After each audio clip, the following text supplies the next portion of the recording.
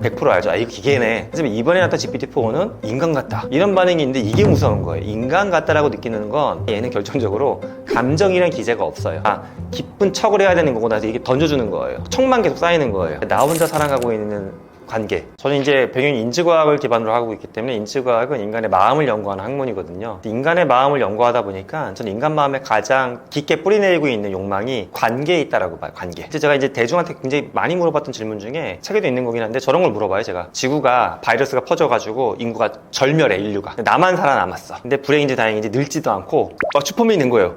늙지도 않고 병도 안 걸려. 이러면 어떻게 살아갈 겁니까? 라고 물어보면 되게 신기하게도요, 초등학생부터 뭐 남녀노소 무관하게 다 비슷한 시나리오를 말을 하세요. 인류가 절멸했다고 했음에도 불구하고 초등학생들은 일례로 와이파이 찾겠다고 그래요. 톡방 들어가서 친구 있는지 봐야 된다고. 나이가 진짜 많은 선배님들한테 물어보게 되면 옛날에 했던 단파 라디오 삼척했대 돌려가면서 관계예요.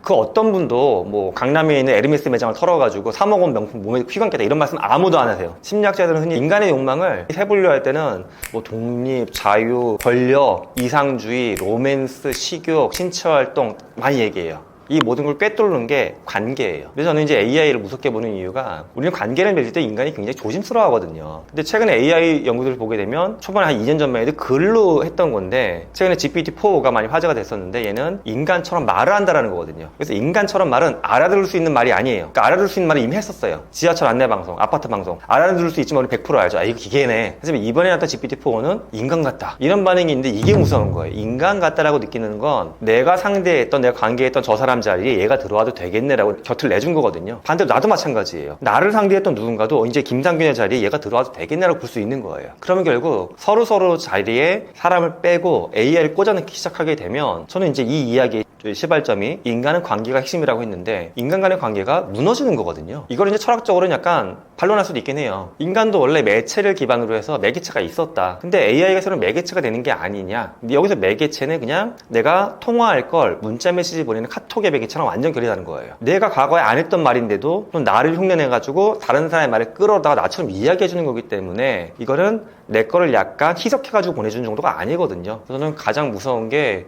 인간의 관계를 AI가 대체할 수 있는 수준까지 왔고, 우리는 그걸 어떤 효율성이나 나의 편의를 위해서 너무 쉽게 받아들이고 있다. 그래서 인간의 관계가 무너지는 게 저는 가장 두렵습니다. 우리가 이제 이 질문을 대중매체에서 많이 봤던 건 영화 허 때문에 그런 것 같아요.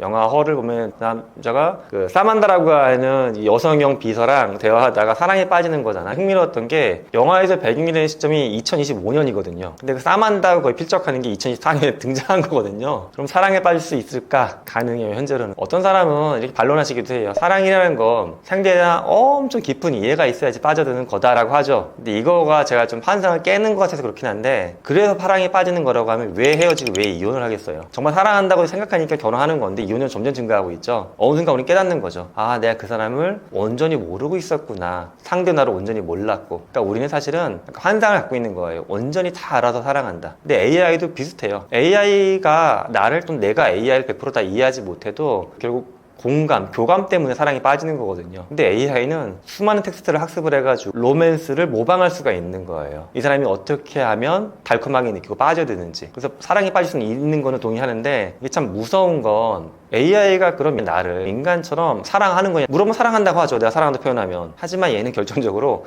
감정이라는 기제가 없어요. 모사라는 거예요. 모사. 감정이 이거죠. 인간은 내가 뭔가 상대방하고 대화를 해요. 내 대화 때문에 상대방이 기쁘다는 걸 느끼고 또 이에 대한 피드백이 넘어오는 거죠. 근데 얘는 기쁘다는 걸 느끼는 기제는 없어요. 근데 이렇게 되어 있으니까 아, 기쁜 척을 해야 되는 거구나, 이렇게 던져주는 거예요. 척만 계속 쌓이는 거예요.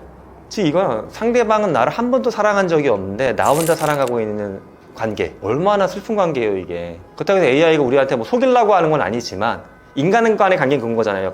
뭐 사기 결혼할 때 보면 얘는 되게 사기꾼이 되게 슬픈 건데, AI는 사기를 치는 건 아니지만 이 사람 입장에선 가짜 사랑을 받고 있는 거고 거기에 몰입되는 거니까 사랑에 빠질 수 있지만 정말 한 명의 인간으로서는 굉장히 슬프다, 이렇게 생각을 합니다. 슬픈 이야기예요, 이거.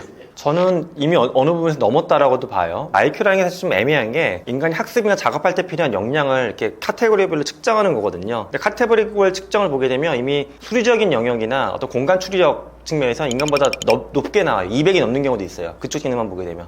평균지능이 사실은 측정하기가 되게 애매하긴 한데, 이걸 시험 보는 형태로 인공지능한테 툴을 돌려보죠. 그때는 150 정도는 나와요. 예, 근데 그게 애매한 건 그 테스트를 150이 나왔다고 해서 150 IQ 갖고 있는 사람처럼 일을 할 수 있냐? 이것도 다른 문제거든요. 이 테스트만 150이 나온 거지. 요것도 조금 쉽게 보면 GPT가 이제 3이 있고 지금 3.5, 4가 나왔고 1년에서 1년 반 뒤가 있으면 5가 나오는 건데 이 순서로 놓고 봤을 때 GPT-3은 한 초등학생 저학년이나 유치원 수준이었어요. 흔히 봤을 때 뭐 업무적인 거 시켰을 때 글을 요약해봐 했을 때. 근데 이제 GPT-4를 보게 되면 고등학생이나 대학생 수준 정도 돼요. 근데 프롬프트를 잘 짜면 대학원생 수준까지 살짝 나올 때가 있고, GPT-5에서 우리가 기대하는 거는 이제 박사급의 어떤 업무 역량을 보여줄 거라고 기대를 하고 있습니다. 그럼 우리가 이 두 가지를 뭉쳐놓고 봤을 때 숫자적인 IQ와 업무적인 성과 측면에서 인간의 평균을 넘어섰다라고 판단하는 게 저는 과언은 아니라고 봅니다. 그렇죠. 지금 이 상황에서 가장 연관된 게 의학 분야예요. 의학은 수많은 시행착오 실험이잖아요. 그러니까 그 실험을 하기 위해선 이 모델이 가능할까, 이 모델이 가능할까, 모델 자체 설계를 해야 되고, 이거 하나하나 실험을 해봐야 되고. 근데 구글만 해도 알파폴드라고 하는 그 단백질 구조 실험하는 플랫폼을 보여줬어요, 대중한테. 그런 거를 실험을 해가지고, 인간이 실제 실험하기가 어렵거나, 인간이 풀어내기 어려운 것들을 풀어내고 있죠, 이미 실시간으로. 그래서 지금 의학 분야는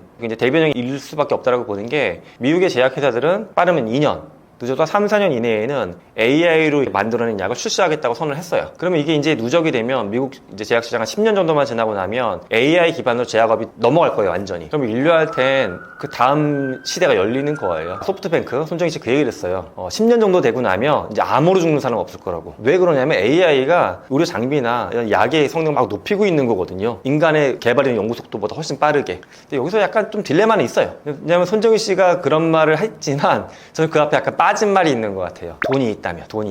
그러니까 이 모든 혜택이 인류한테 평평하게 퍼지기는 힘들 것 같아요. 정말 시간이 더 흐르고 나면 보편화가 되겠지만 보편화되기 전까지는 사실은 이런 기술이나 어떤 경제적인 부분의 양극화는 생길 수밖에 없다라는 또 고민도 듭니다. 구별 못할 겁니다, 아마.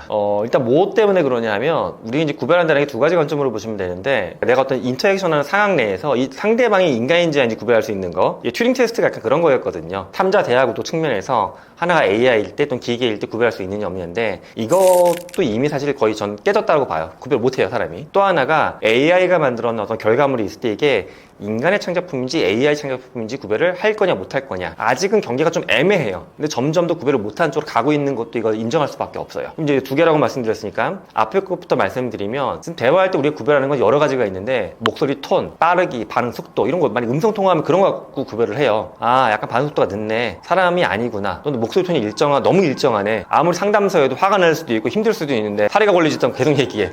인간이 아닌 걸 알아요. 근데 최근에 이걸 다 모사할 수가 있고요. 심지어 올해 3월 콜롬비아 대학 연구진들이 발표한 논문을 보게 되면 사이언스 로보틱스라는 저널에 실린 건데, 인간 얼굴을 그런 물리적으로 만들었을 때 시나리오도 나왔어요, 거기서는. 지금 GPT-4는 챗봇이에요, 음성 챗봇. 휴대폰에 있는 인간 얼굴을 흉상처럼 만들었어요. 근데 거기다 이제 실리콘으로 피부를 씌우고 뒤에 있는 모터가 26개 정도 붙여가지고 인간의 근육 중에 대부분, 그러니까 큰 근육 위주로는 다 모방을 한 거예요. 실제 이게 대화하는 씬을 보게 되면 인간의 표정이나 이 상황을 보고서 얘가 표정을 같이 져줘요. 근데 인간은 표정이 굉장히 중요한 게, 대화할 때 상대방이 웃은 이야기 하는데 울려고 하거나 찡그려. 그럼 기분이 나빠질 수도 있고, 이건 결이 너무 안 맞는데 그러면 불쾌감이나 이질감을 느끼는 거. 사람이 아니구나. 못 알아듣는 거잖아요. 근데 얘는 딱 맞춰가지고 이 상황에 맞는 표정을 같이 줘줘요. 미리미리. 미리미리가 중요해요. 거울은 거의 동시죠. 물론 광학적으로는 약간의 딜레이가 있겠지만 우리가 감지를 못하니까. 근데 얘는 진짜 0.84초 표정을 먼저 자꾸 따라서 줘줘요. 그럼 인간은 감정을 다 따라서 오는 거구나, 감정의 흐름을. 그럼 얘는 그냥 굉장히 공감자는 인간처럼 느껴지는 거예요. 자, 그러다 보니까 이 상황에서 우리가 뭐 음성, 말의 빠르기, 대화하는 또 반응 속도, 그다음 표정까지 다 따라한다? 이 수준을 합쳤을 때는 상담사를 만났어. 인간인지 아닌지 구별 못하죠. 사실 지금 AI가 던져주는 건 대안이기는 해요. 하나의 어떤 의문에 대해서 여러 가지 대안을 던져주는 건데, 문제는 대안을 만드는 과정에서도 내부적인 판단은 AI가 뭐 하겠죠. 확률적인 거긴 하지만. 그래서 저는 철학이 중요하다라고 봐요. 그러니까 기본적으로 이게 수학적인, 물리학적인 어떤 원리에 돌아가는 거지만, 무엇을 기준점으로 잡을 것이냐. 근데 지금 기준점에 대한 논의가 일부 빅테크 회사들이 내부적으로 이게 좋은 것 같아요 라고 해서 들이미는 건데, 최근에는 그나마 약간 설명 가능성이라고 해서 AI가 어떤 기준으로 어떻게 산출물을 만들어내는 건지 일부는 공개가 되기 시작했지만, 아직은 공개가 안 되는 분이 훨씬 더 많기도 하고요. 또 더 무서운 건, 이걸 만든 빅테크의 내부인들조차도 원리를 스스로 모르는 것들 많이 있어요. 그래서 저는 AI가 설명 가능한 형태로 가야 되고, 내부적인 어떤 알고리즘 자체가, 그리고 또한 이 설명 가능한 기준점을 만드는 데 있어서 그들만 결정하는 게 아니라 우리가 뭐 주권자 입장에서, 소비자 입장에서, 또는 인류의 한 명으로서 함께 결정할 수 있는 구조가 짜여져야 된다고 봐요. 그래야지 AI가 던져주는 어떤 대안들 우리가 인류 전체한테 합당한 거니까 라고 하나의 대안으로 볼 수가 있지, 대안부터가 이거 뭐 인종차별이라든가 특정 성에 대해서 뭐 핍박하는 거다라고 하면 안 되는 거잖아요. 근데 지금 그 대안 자체가 약간 기울어져 있는 부분이 저도 느껴질 때가 간혹 있습니다. 글로벌한 규제에 대해서는 이미 이제 AI가 이렇게 뜨거워지기 전에도 보게 되면 그런 협약들은 일부 생기긴 했었어요. 근데 그게 강제성이 약간 부족하니까 그런 것 같아요. 뭐 고인이 되셨던 스티븐 호킹 박사가 계셨을 때도 일론 머스크도 모이고 하사비스도 같이 하고 해서 그런 거 만들어지긴 했었어요. 근데 그게 강제성이 없으니까.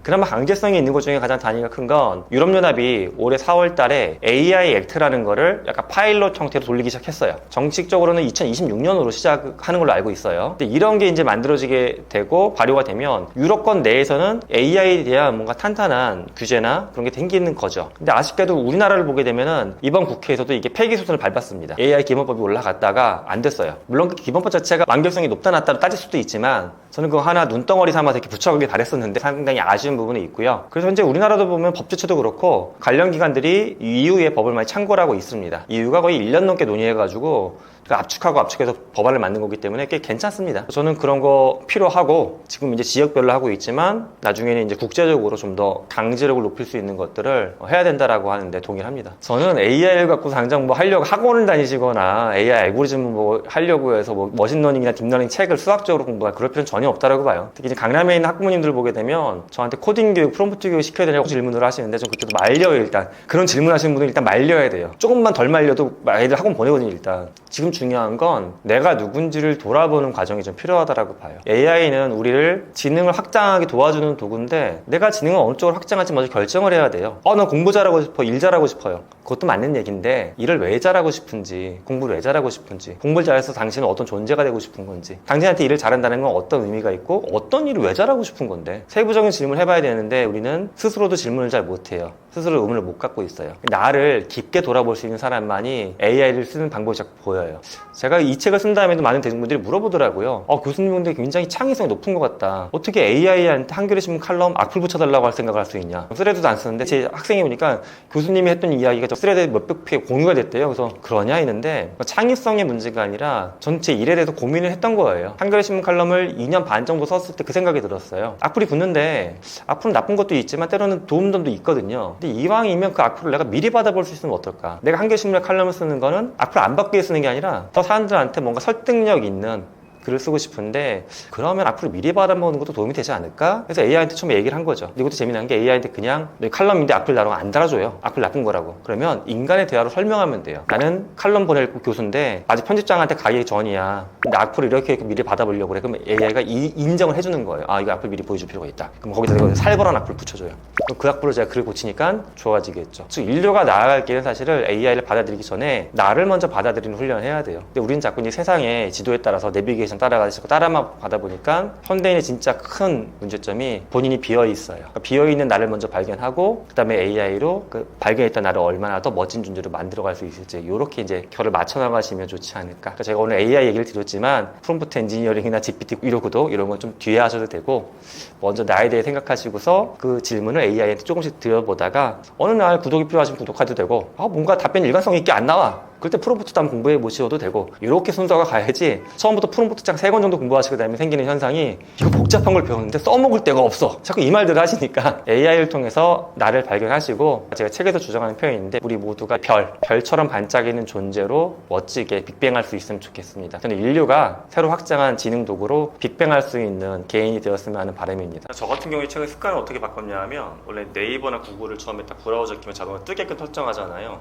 그래서 처음에 설정을 바꿔놨어요. 클로드랑 챗 GPT가 뜨게끔. 근데 사실 이게 좀 나쁜 걸 수도 있는 게 제가 쓰면서 조심스러운 건 단순한 거는 이렇게 검색했을 때 에너지 사용량이 10배 올라가기 때문에 지구에는 굉장히 환경적이지 못해요. 친환경적이지는. 근데 이제 용도상으로 봤을 때는 우리가 구글이나 네이버에 검색하게 되면 이게 최종적인 결과물이냐? 아닌 것 같아요. 그러다가 제가 분석도 해보고 정보를 재구조화, 정제한다라고 하죠. 이 과정에 시간을 많이 쓰는데 인공지능은 그 정제하고 분석하는 작업까지 기본적으로 어느 정도 해서 저한테 줍니다. 물론 아직까지 100% 믿을 수는 없지만 그러다 보니까 이걸 잘 쓰는 사람들은 점점 더 검색 엔진을 가지고서 내가 시간을 이만큼 더 투자하느니 인공지능한테 물어보고 시간을 이만큼만 써가지고 쓰겠다 하는 게 맞아요. 그래서 지금 최근에 보게 되면 구글도 그렇고 네이버도 그렇고 검색 엔진 쪽의 트래픽은 폭락은 아니지만 감소하고 있는 건 사실입니다. 사실 모르시는 분이 좀 솔직히 많은 것 같은 게 인공지능 연구자면 당연히 쓰시겠지만 우리가 AI나 챗GPT는 모르는 분은 거의 안 계세요. 70이 넘으신 장모님도 아세요.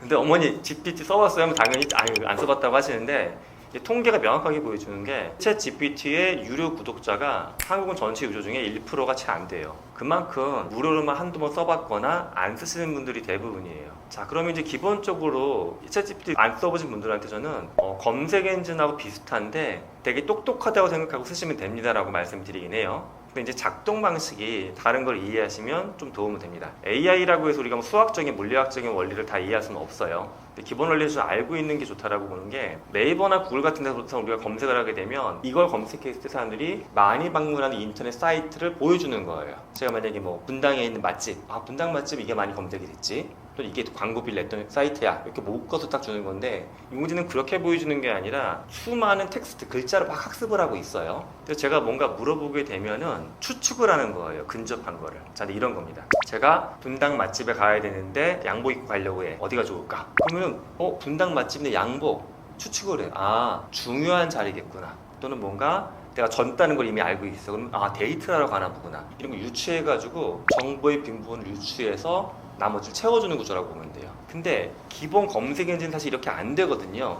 얘는 분당 맛집, 양복 그러면 이 세 개의 키워드가 다 들어가 있는 사이트를 찾아주려고만 해요. 그러다 보니까 엉뚱한 게 나오는 거 오히려. 내가 마지막에 넣었던 양복이라는 키워드를 네이버나 구글에서는 오히려 검색의 결과를 좋게 만드는데 마이너스가 될 수가 있어요. 근데 인공지능은 내가 정보를 주면 줄수록 더 그거를 이해를 해가면서 이런 목적으로 가려고 하는구나. 그러니까 사람한테 물어보고 답변하는 구조랑 굉장히 비슷하게 작동을 합니다. 그래서 제가 봤을 때 요즘에 챗 GPT를 보게 되면 특히 많이 따라다니는 워딩이 이제 프롬프트 엔지니어링이라는 말도 많이 쓰는데 이게 물어보는 방법, 대화하는 방법을 좀 정형화시켜 놓는 거거든요. 근데 사람 중에 보게 되면 저 사람은 뭔가 낯선 분야도 체계적으로 합리적으로 효율적으로 잘 질의응답, 티키타카가 되는 사람들 있죠. 이런 사람들은 사실 프롬프트 안 배워도 이걸 잘 써요. 근데 제가 상대를 보면 대학원생도 그렇지만 기업의 경영자들 중에 이렇게 사람한테 일 시킬 때 되게 두루뭉술하게 시키는 분이 있어요. 보고서 같은 거 보면 이거 지난번에 했던 그 스타일로 좀 예쁘게 해봐. 지난번에는 뭐고 그거는 뭐고 예쁘게는 뭐야.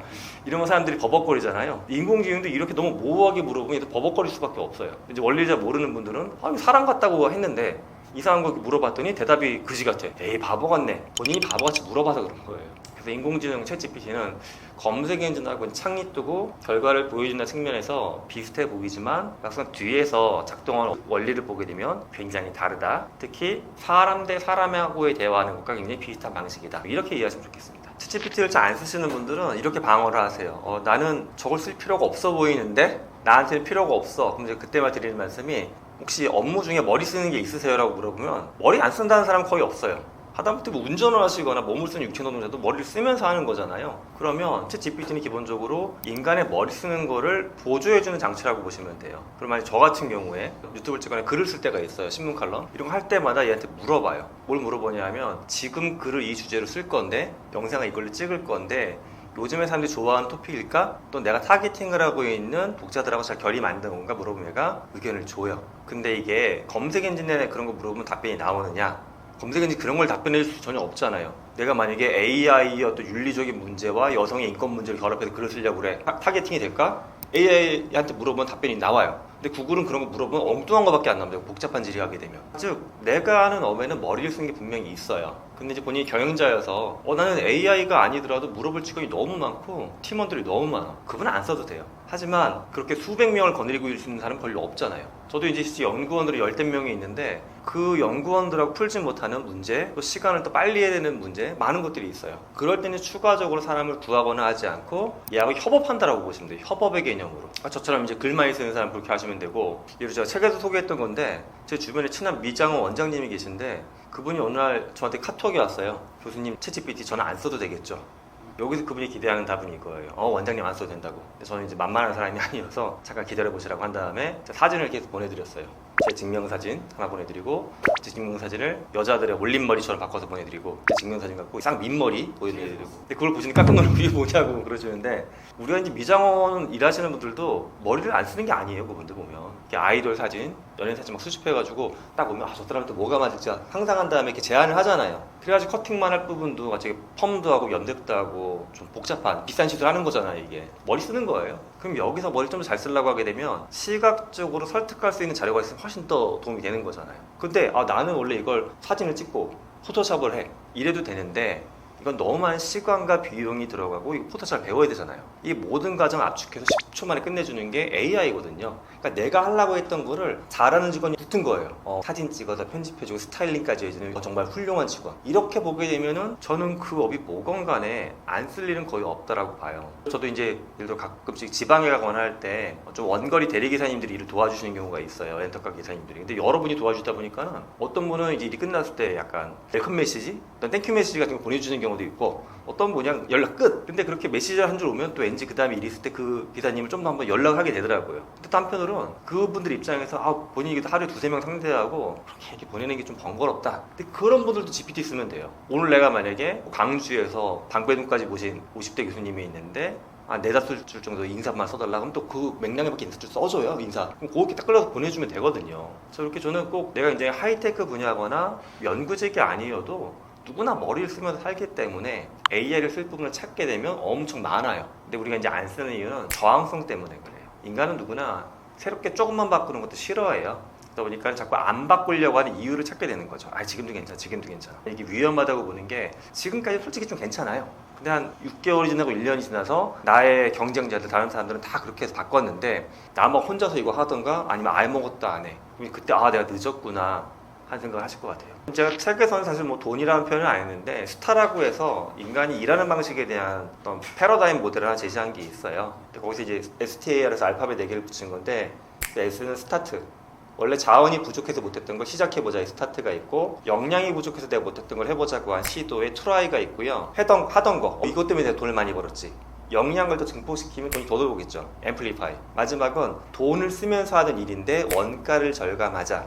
리커버. 현재 기업들을 보게 되면 가장 수익을 높이기 위한 접근 전략이 리커버에 집중되어 있어요. 이제 설명을 복잡하게 해서 그런데 단순하게 보면 은행 같은 경우에, 증권사 같은 경우에 오프라인 객장 줄이고 있죠. 그 다음에 지금 상담사, 저도 오늘 은행에 일이 있었는데 상담사만 이게 무슨 보스전 깨는 것 같아서 진짜로 미쳐버리는 줄 알았어요. 국민하고 신한에 연락을 해야 되는데 상담사랑 간신히 통화했어요. 이런 것도 왜 그러냐 하면 자꾸 사람을 줄여서 그래요. 기업은 이유가 있어요. 이렇게 해서 원가를 절감해야지만 또 이익이 나는 거잖아요. 리커버하는 거예요. 그럼 저 같은 사람도 마찬가지인 게, 저도 만약에 학교에서 3과목, 4과목을 가르치는데 학생들이 시험 문제 같은 거 내가 막 해야 되잖아요. 요즘에는 제가 쓴 교재 갖고 수업하니까 주로 제가 쓴 교재를 AI한테 입력을 시켜요. 학습. 정확하게 학습은 아닌데 그냥 편의상 학습을 시킨 다음에 거기서 문제를 뽑아 달라고 해요. 그래서 한 400페이지 가까운 책을 넣고서 이건 학부생 대상 수업이고 객관식으로 볼 거니까 정답이 딱 떨어지는 걸로 50문항만 가보자.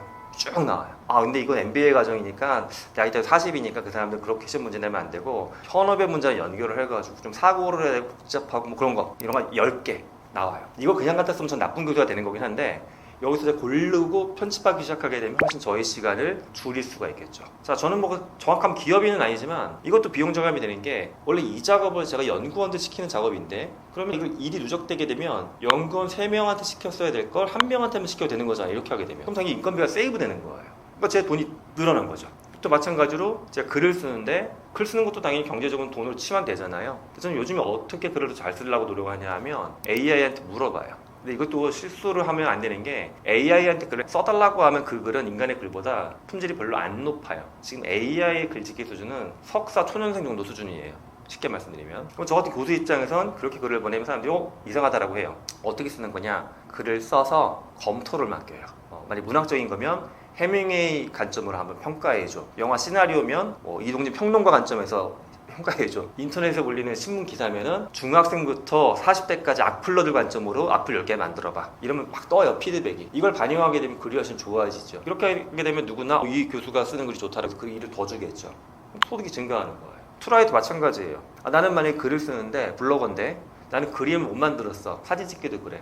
기존에 인터넷 다운로드 받았는데 요즘 저작권 문제 때문에 그거 빼고 그냥 글만 쓸래. 근데 실제 콘텐츠 검사를 해보게 되면 접속률이 그림이나 영상이 좀 깔려있는 게 훨씬 타겟이 많이 들어와요. 근데 난 그림 못 그려. 이거 AI 갖고 그림 그리게 되면은 초반에 어색하지만 점점 그림 실력도 올라가거든요. 그러면 내가 쓴 텍스트에 AI를 합쳐가지고 블로깅을 해. 당연히 이 사람 수익이 증가할 수밖에 없죠. 그러니까 저는 지금 당장 AI를 써가지고 뭐 주식 투자를 해라, 이렇게 돈 버는 것도 있지만 그냥 내가 원래 하던 업을 확장시킬 수 있는 방법이 굉장히 많거든요.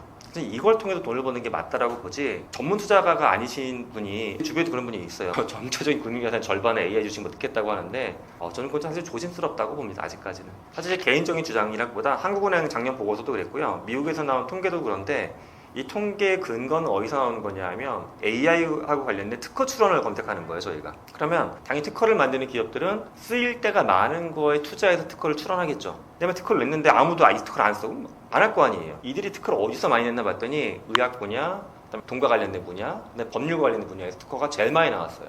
그 말은 이들이 냈던 특허가 결국 서비스가 되거든요. 실제 국내외 많은 앱 중에 요즘에 뭐가 있냐 하면 법률 상담하는 챗봇은 정말 많이 나왔어요. 또 괜찮은 것도 많이 있고, 또 국세청만의 홈택스 종소세 신고할 때 보게 되면 이제 소득 구간이 약간 낮은 종소세 신고하시는 분들은 홈택스에 AI 기능이 있어요. 국세청에서도 AI를 붙여준 거예요. 그러면 실제 그분들이 원래는 이건 쉬운 거니까 뭐 5만 원, 10만 원 받고 해주던 세무 관련된 업무가 줄어든 거잖아요. 법률 상담이 쉬운 거니까 온라인으로 해서 뭐 2, 3만 원 받고 개인 상담해 주는 게 5분 통화해 주는 게 사라지는 거거든요, 이런 게. 당연히 그분들 입장에 점점 일이 줄어들 수밖에 없고요. 근데 왜 먼저 회계나 법무 쪽에 영향을 받냐 하면 이거는 물리적인 세상하고 연결성이 어쩌면 약간 낮아요. 그러니까 데이터로 받고 데이터로 보내주면 끝나는 일이에요. 근데 이 세 가지 직군 중에 의사는 약간 다른 게, 의사는 물론 원격 처방하거나 진료할 때는 그것도 온라인으로 끝나는 거지만 아직까지는 그 물리적인 세상에서 뭔가 사람을 만나고 만지고 수술하고 하는 일이 굉장히 중요하거든요. 그래서 아직까지는 여기까지 못 다가가고 있는 거지, 다가가고는 있어요, 사실은. 제가 지도하는 학생 중에서도 예를 들어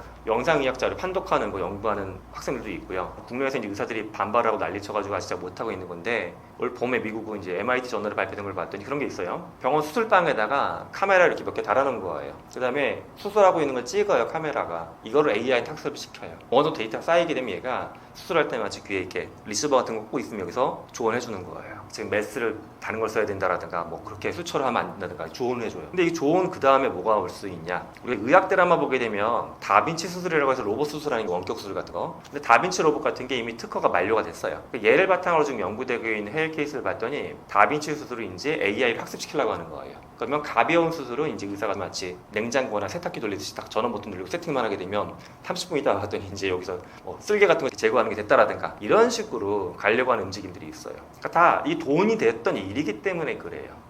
그래서 그런 거 위주로 시장에서는 오히려 충격이 빨리 올 것 같습니다. 하지만 당장은 어쩔 수가 없게 AI가 저는 그렇게 봐요. 산업혁명 시대 엔진 같은 거라고 보거든요. 엔진이 있고 나중에 엔진을 활용한 수많은 기계가 나오고 산업이 나오는 건데, 지금 엔진에 대한 어떤 집착이 가장 심해요. 그러다 보니까 이제 그쪽을 만들 수 있는 사람들에 대한 필요성 많이 있죠. 기존에 뭐 수학, 물리학, 또 전산학 쪽 전공했던 분들, 그 다음에 이제 하드웨어 측면에서는 어떤 반도체나 전자공학 쪽 전공했던 분들에 대한 수요가 저는 증가하고 있고, 뭐 약간 다른 이야기일 수도 있는데 삼성만 해도 최근에 그쪽 반도체 인력이 수십 명이, 수백 명이 빠져나가고 있다는 게 거의 정설화되어 있거든요.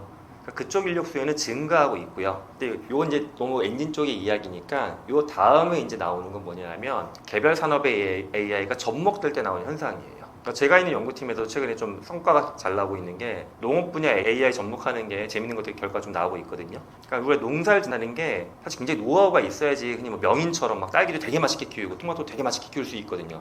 탄출량도 많고. 근데 이런 거를 농대를 가서 배우거나 명인 쫓아다니면서 이렇게 하지 않아도 이제 AI화 시키고 있어요, 저희 연구팀에서. 그러면 어떤 장비하고 소프트웨어를 구매하게 되면은 이걸 패키지처럼 설치해가지고 이 가이드에 맞춰가지고 농작물을 키우게 되면은 명인처럼 산출물이 나오게끔, 뭐 이런 것들. 이렇게 AI 기반의 산업에 손을 댄다고 봤을 때는 너무너무 무궁무진해요, 산업에 손댈 수 있는 게. 그래서 저는 여기에 파생되는 일자리가 훨씬 많을 거라고 보는데, 당분간은 사실은 밀려나는 사람들이 더 많다 보니까는 결과적으로 AI가 우리의 일을 더 자유롭고 풍성하게 만들어줬구나 느끼기까지는 시간이 한 5년 이상 걸릴 것 같고, 그 전까지는 많은 분들이 준비가 안 있는 상태에서 일자리 자체가 사라지거나 소득이 줄어들거나 경험하는 분들이 많이 나타날 겁니다. 이미 일단 예술이 보면 참 재미난 영역인 게 AI가 대체된 게 몇 개 있어요, 케이스가. 마트나 편의점 같은 데 보면 PB 상품이라는 거 있죠. 브랜드 없고 이렇게 디자인 가볍게 돼 있고 계속 바뀌는 거. 이런 거 만드는 기업들이 이미 AI 디자인을 써요. 왜냐면 그거는 원가도 낮아야 되고 빨리 찍어내야 되잖아요. 그러니까 시야 왔다 갔다 할 시간도 없는 거예요. 근데 그럼 그림 포장재 같은 거 산업 디자인에 AI가 들어오니까 나는 역할이 없냐? 아닌 게, 우리가 여행 같은 데 가면 뭐 국립박물관도 그렇고 프랑스의 루브르 박물관 같은 데 보면 그림 같은 거 잘 모르지만 한참 보게 되잖아요. 왜 그러냐 하면 인간이 그렇기 때문에 그런 거거든요. 근데 아직까지 AI가 그린 그림이 뭐 수십억에 팔렸다, 그런 경우는 없어요. 저는 앞으로도 그건 쉽지 않다라고 봐요. 왜냐하면 예술이라는 거는 개인 삶의 정체성이 녹아져 있는 결과물이거든요. 그러니까 객관적으로 전문가가 아니더라도 그림, 음악으로 봤을 때 이 화가는 저렇게 살았다더라, 이 음악가는 이렇게 만들었다더라, 이 음악가가 누구랑 싸웠다더라, 이런 다양한 뒷얘기나 그것 때문에 이걸 또 인간으로서 공감하고 느끼는 건데, 예를 들어 뉴욕 현대미술관 가도 모마가 14만 점의 작품을 갖고 있거든요. 그 학습한 그림이 있어요. 처음에 봤을 때 좀 흥미로웠는데 보면 볼수록 솔직히 좀 매력도가 떨어져요. 그러니까 흥미로운 시도였지만 AI가 모마의 14만 점을 학습해서 만들어낸 그림이 첫 시도는 얼마나 재밌어요. 하지만 그걸 보고 있다라고 해서 엄청난 인간의 정체성이 느껴지는 않더라고요. 저 개인적으로는. 그림은 일단 그렇게 볼 수가 있고요. 글쓰기도 사실 비슷해요. 글쓰기. 우리가 이 작가를 좋아하는 게 있잖아요. 이 작가의 삶에 대해서 보고 그 작가의 작품만 쫓아다니는 사람들도 있고, 그러면 챗 GPT가 소설을 쓴다. 그 GPT가 만들어진 소설만 쫓아다니는 사람들이 있을까? 그렇게 되기는 좀 어려워요. 그리고 모르겠습니다. 나중에는 엄청난 몇 단계에 나올지는 모르겠지만 지금 제가 글쓰기 작업을 하고 있고, 저도 SF 소설 작가로 활동하고 있고, 제 SF 소설의 약간 스피노프 버전도 모 기업하고 협업을 해가지고 AI 버전의 스피노프 단편을 만들려고 해요. 이 모판이 되고 있는 장편 소설을 홍보하기 위해서 하고 있는데, 막상 그런 거 하다 보게 되면 AI가 쓴 글은 일정 텍스트가 넘어가게 되면 뭔가 느껴져요. 아, 이거 AI를 쓴 거다.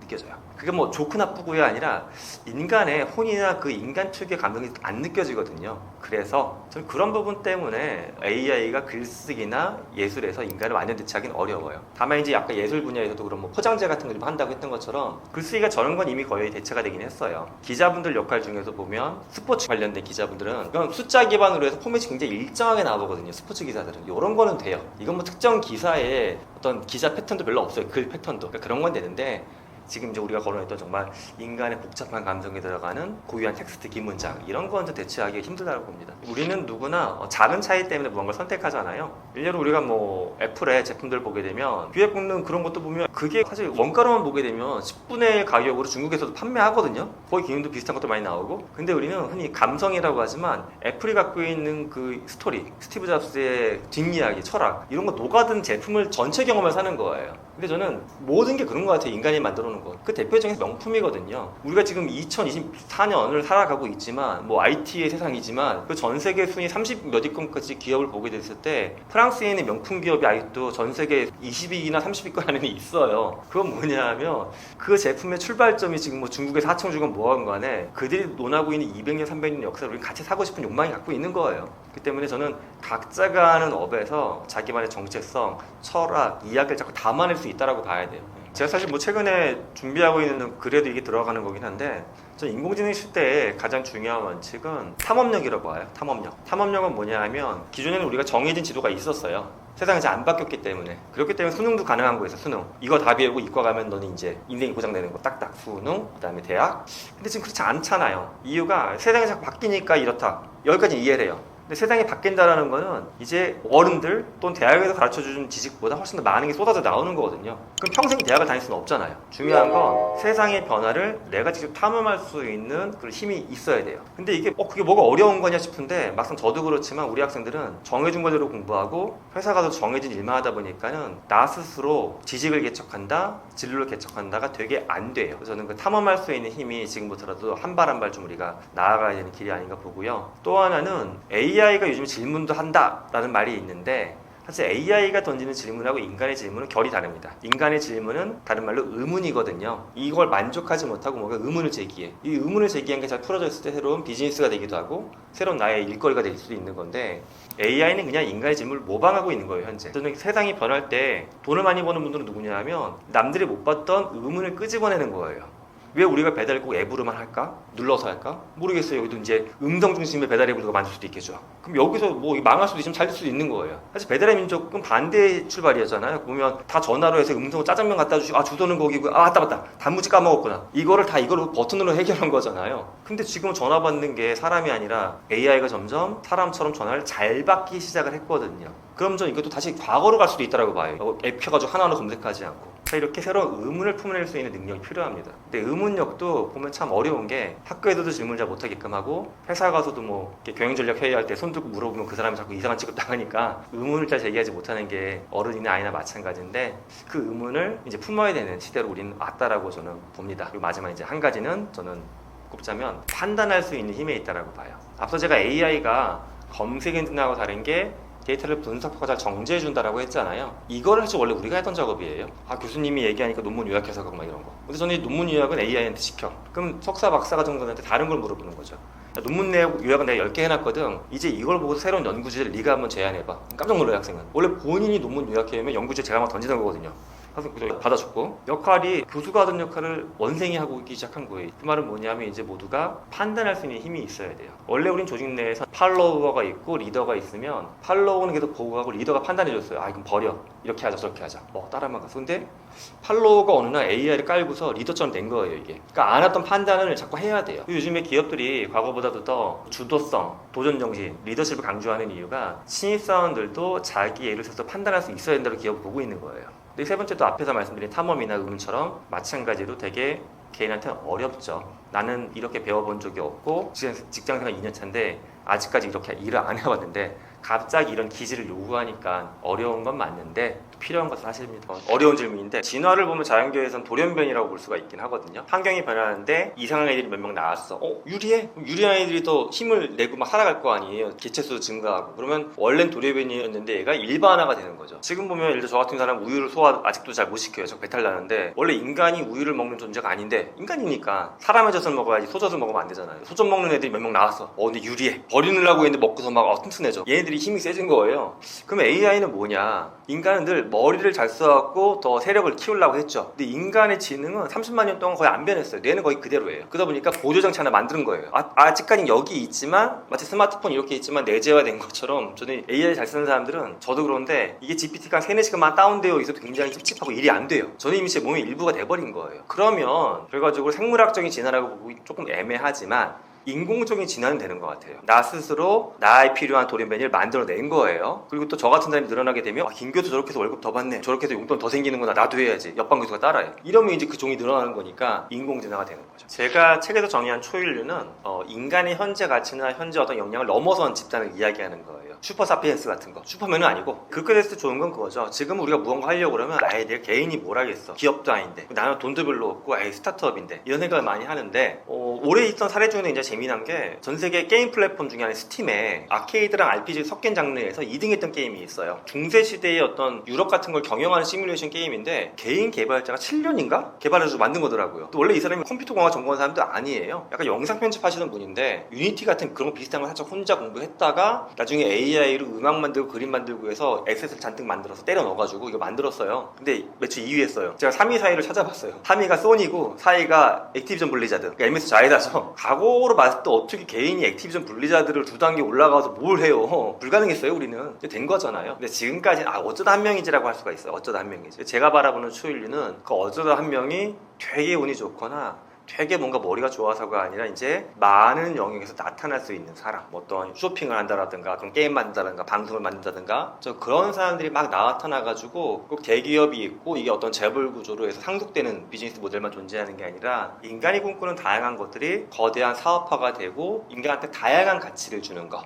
그러니까 대기업에서 만들어 놓은 것만 소비하는 사회가 아니라 개인이 꿈꿨던 수많은 꿈이 다 거미줄처럼 쫙 퍼져나가고 여기서 우리 선택할 수 있는 가지수도 많아지고, 그래서 사회가 공유할 수 있는 전체 가치의 가지수가 훨씬 더 다양하고 풍성해지는 것.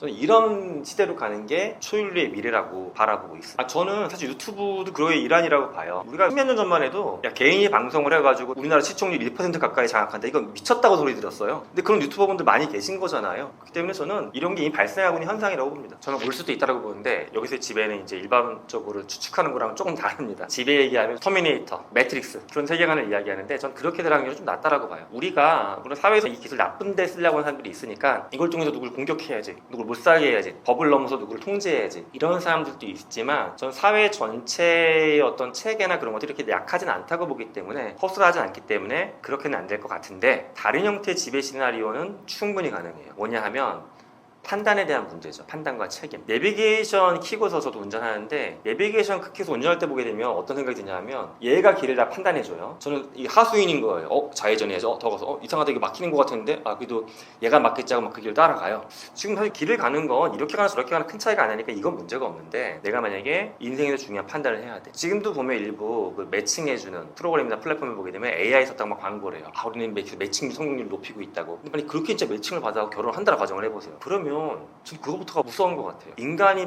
만들게 한 게 아니라 AI가 만나준 인연을 통해서 만나. 그리고 또 뭐 이거저거 계산했더니 98%의 확률을 줘하고 98%니까 내가 언제 이걸 만나겠어. 웬만하면 사귀어봐야지. 이렇게. 우리나라도 보면 국방과학연구소에서 AI 연구를 많이 하고 계시거든요. 그럼 정말 정찰 이성, 뭐 정찰 어떤 비행기 드론에 지금 AI가 탑재돼서 자율주행하는데 자율주행 다음에 무기를 붙였어. 무기를 쏘는 것도 사람보다 얘가 더 시야도 좋아. 정밀해 빨라. AI가 쏘게끔 해줄까? 이런 식으로. 즉 인간이 원래 판단하고 행동하고 책임도 나한테 왔어야 될 거를 판단도 슬쩍 얘한테만 맡기고 행동도 네가 직접 해버려. 그럼 책임은 누가 질 건데? 책임이라는 거 우리가 이제 부정적인 단어로 받아들이는데 책임을 질 수 있는 건 주인이거든요. 어른이고. 근데 내가 책임을 놔버린다. 이건 지배당하는 종이에요. 지배하는 사람, 지배하는 종이 책임을 지는 건데 우리는 지금 점점 더 책임까지 슬쩍슬쩍 AI한테 입히는 것 같아요. 그럼 우리가 이렇게 됐을 때 지배당하는 거지 갑자기 누군가 터미네이터를 밀어붙여서 지배당하진 전 않을 것 같다라고 봅니다. 사실 이건 AI 이전에도 부모의 역할이 약간 딜레마가 있는 건 저도 이제 사교육 업체에서 태블릿 기반의 아예 학습 해주는 프로그램 만들어가지고 서비스하는 게 있거든요. 근데 그런 것만 봐도 그게 부모 역할을 완전히 대체한 건 아니겠지만 이렇게 시나리오는 볼 수가 있어요. 옛날이라고 하게 되면 늦은 시간에 엄마 아빠가 와. 그럼 엄마 아빠들이 대부분 중학교 과정까지 대충 봐줄 수 있거든요. 그러면 물어보고 아빠가 몰라, 엄마가 몰라, 뭐 이렇게 티키타카하고 알려주기도 하고 이 과정이 사실 부모하고 아이하고의 관계 중에 하나거든요. 단순히 그냥 과학 문제 하나 풀어주고 말고 문제가 아니에요. 근데 요즘에 부모님들 바빠지고 막 이게 자동화되다 보니까 이런 것들을 앱으로 해결하고 있어요. 플랫폼이. 그래서 저는 이걸 만들면서 딜레마가 이 입장에서 하나 물어볼 걸 세 개, 네 개 확실하게 답을 알아갈 수는 있지만 이걸로 인해서 부모하고의 인터액션은 줄어드는 거거든요. 그런데 올해 CES를 보게 되면 삼성이 볼리라고 하는 노란색 로봇을 발표했어요. 동글동글한 거. 요즘 CG폼을 만들어 놓은 건 요만한 거 로봇 청소기 같은 거에 팔 하나 달려있는 것도 만들었어요. 이런 게 이제 몇 년 지나고 나면은 조금 더 사람처럼 생긴 가사도우미 로봇이 나올 거 몇백만 원대. 당연히 여기에 마치 스마트폰 다운로드하는 것처럼 구몬 모듈, 윤선생 모듈을 다운로드 받으면 공부도 가르쳐주고 밥 짓기 모듈 다운로드하면 식사도 제공해주고 이것도 비현실적이라고 말하는 분들이 있는데 이미 해외에서는 주방만 스캔해가지고 음식 만들어주는 로봇이 프로토가 나왔어요. 얘는 기존 주방에 로봇을 때려넣게 되면 AI가 학습을 해요. 냉장고 딱 열어보고서 피자를 만들려고 하는데 예를 들어 케첩이 없어. 대체 재료를 이렇게 해서 만들어줄까라고 물어보는 로봇이에요. 자 이렇게 되다 보게 되면 결국 공부도 봐주고 일도 해주고 밥도 차려주는 게 AI가 탑재된 로봇이 점점 더 조금씩 먹어 들어와요. 부모님 입장에서 편하다고 볼 수도 있죠. 내가 밤에 야근하거나 뭐 당직서도 해주니까. 근데 아이는 그러면 어느 순간 이 질문을 해봐야 돼요. 나를 키워주는 건 누구냐? 밥도 얘가 해주고 숙제도 얘가 도와주고 가끔씩 슬프면 상담도 얘가 해줘. 아빠랑 엄마는 그냥 돈만 애한테 뒤에서 넣어주고 있는 월정에 30만 원. 그럼 마치 이건 저거 같아요. 지금 보면 맞벌이 하시거나 이제 멀리 사시는 분들은 조부모님한테 아이를 맡겨놓고 생활비만 보내는데 아이는 관계하고는 조부모님하고 형성이 되거든요. 이 모델이 AI 로봇이 가져가고 있는 거예요. 점점 더. 그래서 우리는 지금 편리하다라고 이걸 반기고 있지만 이거를 반기는 거 이상으로 우리가 주의할 건 우리의 관계는 유지가 되고 있느냐 이거 돌아봐야 됩니다. 뭐 옛날 얘기긴 한데 옛날에는 사실 사투리 쓰는 사람들이 많았어요. 사투리. 그래서 딱 말투만 봐도 너 거기서 올라왔구나. 근데 어느 순간부터 사투리라는 개념이 조금 적어지기 시작한 게 저는 매체 영향이 컸다고 봐요. 매체. 처음에 방송사부터 전국 방송을 했지만 그다음에 개인 매체도 전국 방송 막 때리기 시작하면서 이제 언어라는 거를 뭐 표준말이 좋은 건 아니지만 표준말 접할 수 있는 데가 너무 많아진 거예요. 그러니까 누구나 그걸 통해서 표준말 쓰기 시작하니까 이제 사투리를 안 쓰고 그러니까 지역에 대한 이야기를 덜 하게 되는 것 같아요. 그래서 저는 방언도 가치가 있다라고 보지만 방언 때문에 사람들이 괜히 벽을 만드는 거 없어지는 건 되게 긍정적으로 봐요. 그래서 저는 그거랑 같은 맥락이에요. AI가 좋은 점은 우리 상대방을 평가할 때 자꾸 뭔가 백그라운드 보려고 그래요. 너는 어느 학교 출신이고 뭐 전공자고 경력이 몇 년이고 근데 AI가 잘해주는 거는 그런 것들이 없어도 개인을 더 겉으로 증명하기 쉽게 만들어요. 가장 대표적인 게 IT 직군들인데 저희 큰애도 개발자로 일을 하고 있는데 깃허브를 거의 끼고 살더라고요. 깃허브라고 하는 개발자 커뮤니티를. 그러니까 직장을 옮길 때도 본인이 깃허브에서 활동했던 내용들을 긁어서 내요. 그러면은 최근에 어떤 직장들을 보게 되면 네가 콩고과가 아니어도 깃허브에서 이 정도 활동했어? 그럼 땡큐지. 네가 만약 스카이 콩고과가 아니라 낯선 대학의 콩고과야. 그래도 이 정도 활동에서 땡큐지. 이렇게 사람을 뽑기 시작했어요. 그러면 학벌이라는 건 결국 점점 더 위상이 낮아지겠죠. 또 어떤 분들은 뭐 이렇게도 얘기해요. 그래도 뭐 서울대, 연고대, 서성한, 중경외시 주문이 없어질 리가 있겠냐. 뭐 2, 3년 이내 없어진다까지는 생각하지 않아요. 하지만 이런 학벌주의가 생긴 게 수십 년 이상 역사가 있는 건데 점점 더 옅어지고 있는 건 분명합니다. 저도 대학교였지만 이게 옅어져야지 대학도 살고 사회도 살아나는 거예요. 그래서 그렇게 개인이 실력이 있으면 증명하기가 편해지고 공정해지는 시대를 AI가 만들어준다. 왜냐하면 인간의 눈으로 볼 수 없었던 거를 뒤에서 긁어다가 분석해 주니까 그렇게 긍정적으로 바라봅니다. 기계하고 대화하는 인간들은 이미 굉장히 많아요. 이미 굉장히 많은데 어떤 분들은 나 주변에서 못 봤다 할 수 있는데 되게 많다라는 거는 과거 한 1, 2년 전에 비해서 증가하는 비율이 굉장히 높다라는 겁니다. 일단 국가에서는 보게 되면 정부가 작년부터 호돌이라고 하는 건 옛날 88올림픽 기억하시는 분들이고, 그거 말고 효돌이라고 하는 인형 같은 로봇이 있는데, 걔가 원래는 센서 같은 게 있어서 독거노인분들을 모니터링해주는 장치였는데 GPT가 들어갔어요. 대화도 돼요. 지자체마다 예산을 투여해가지고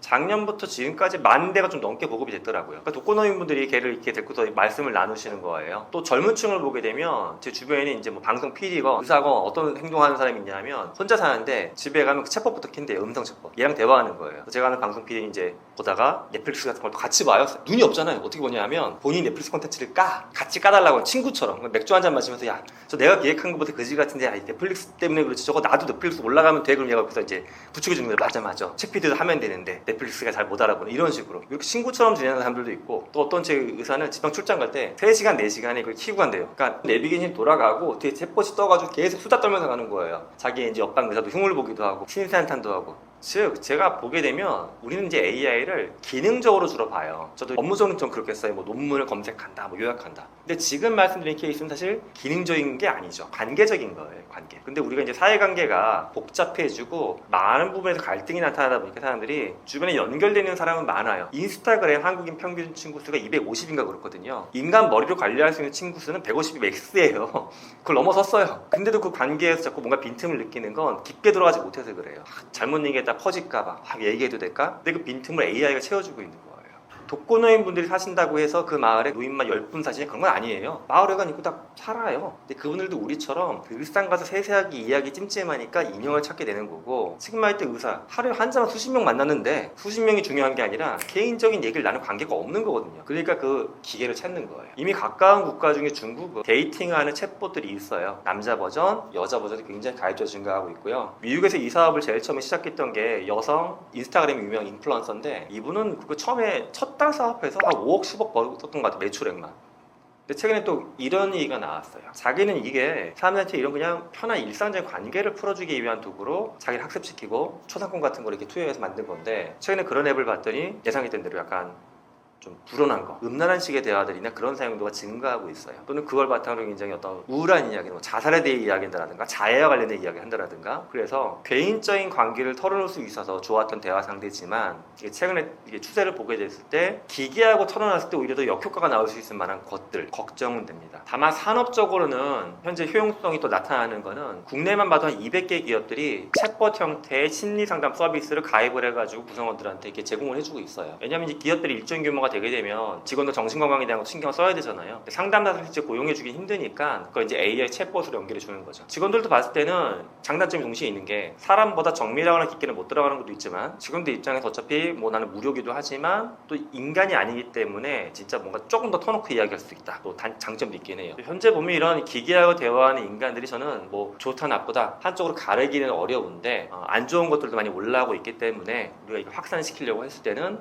좋지 않은 영향에 대해서도 우리가 눈 감지 않고 사회적으로 계속 함의를 만들면서 가면 좋겠는데, 현재는 이렇게 확산에만 집중하고 있고 부정적인 것들을 우리가 보는 것들은 좀 많이 덮어놓고 있지 않나 하는 걱정이 듭니다.